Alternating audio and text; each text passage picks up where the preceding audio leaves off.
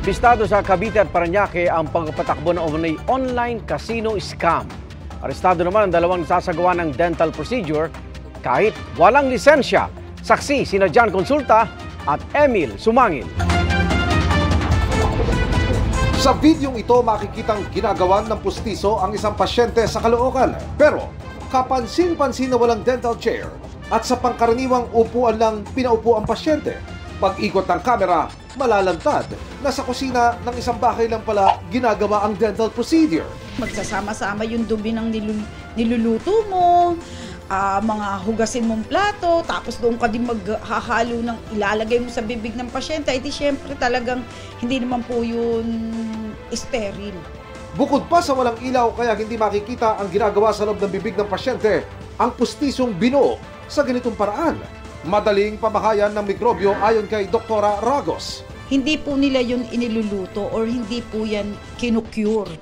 Kaya mga ilang araw pa lang, pagkalagay niya sa pasyente, babaho agad yan. Kaya mga ilang araw pa lang, ang mga ngipin na katabi umuuga na dahil namagana po yung gums. Isang dental technician ang naarestong suspect pero hindi siya lisensyadong dentista.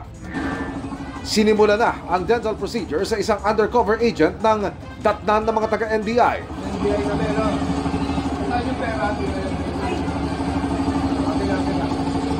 Nang ma-recover ang ibinayad ng agent, inaresto ang babae.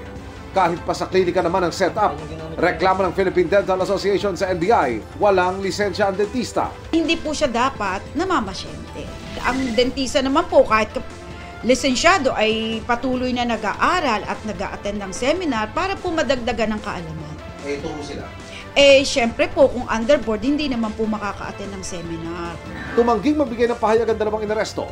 Panawagan ng PDA sa mga wala o hindi sapat ang budget sa pagpapagawa ng ngipin, huwag magpaayos sa mga hindi lisensyadong klinika.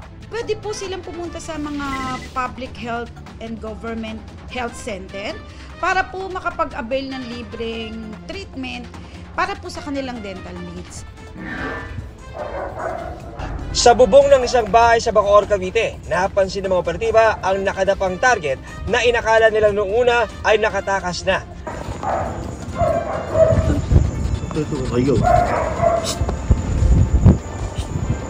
Oy, diyan ka lang ha. Diyan ka lang. Diyan ka lang. Diyan ka lang ha. Oh, diyan ka lang. Diyan ka lang. Kitin nyo na, kitin nyo na. Isa lang yan sa 4 na lokasyong sabay-sabay pinasok ng NCRPO at PAGCOR sa Cavite at Parañaque. Sa ikalawang palapag ng isang target sa Parañaque, may nagtangka pang mag-lock ng kwarto pero napigilan siya ng mga pulis. Doon inabutan ng computer ang ilang umunoy nasa likod ng isang online casino scam hub. Ito nga yung pinaka-workstation ng isa sa mga grupo na ni-raid ng NCRPO dito sa may bahagi ng Parañaque. Makikita natin itong mga computers ay naka-on pa na siyang ginagamit daw bilang marketing arm ng sindikato. At tulad nga nito na kanilang binuboost itong mga ads na to para mahikayat ating mga kababayan na sumali sa kanilang online casino na direkta naman na malalaro sa mga cellphone tulad nito. Ang primary target ay si Encan Cordova, ang siyang nahuling nagtatago sa bubong sa Bacoor. Dati na siyang nakulong dahil sa investment scam ayon sa NCRPO. Ngayon lumalabas na sa online casino naman siya pumasok at sangkot daw sa pang-i-scam sa mahigit 30 online players. They were employees of Pogo before, Pogo operators. Ito, mga Pilipino, pumunta na ngayon nagsarili and then meron na silang mga online casino hub. Ito, yung mga bahay-bahay. In 2022, pinakamataas na earning nila is something like 200 million. Nawala rin sa kanila. Niloko na nila yung mga kliyente nila or yung nag-online sa kanila dahil hindi nila binabalik yung pera eh. Yung 200 million, sinulugan nila sa mga casino, hanggang nawala rin. Walang permit ang grupo ayon sa PAGCOR.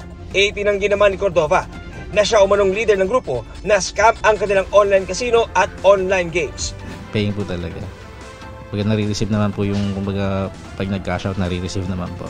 Maximum 100,000 po daily. Hindi po namin alam na ganun po pala yung sistema. Na license para ang kailangan talaga. This is not sanctioned by the PAGCOR, meaning illegal. No permit, no tax. Pilipino ang nag-gaming dito. Cases committed over the cyberspace lumalaki.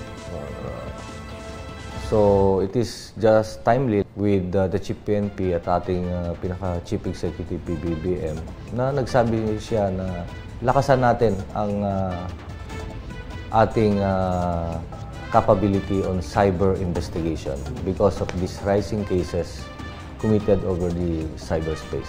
Pinagkukumpiska ang mga computer at gadget, pati mga sasakyang walang papeles na gamit ng 12 na aresto. Nahanap sila sa mga reklamong illegal gambling at paglabag sa Cybercrime Prevention Act. Para sa GMA Integrated News, ako si John Consulta. At ako naman, si Emil Sumangin. Kami ang inyong saksi. Mga kapuso, sama-sama tayong maging saksi. Mag-subscribe sa GMA Integrated News sa YouTube at para sa mga kapuso abroad, samahan niyo kami sa GMA Pinoy TV at sa www.gmanews.tv.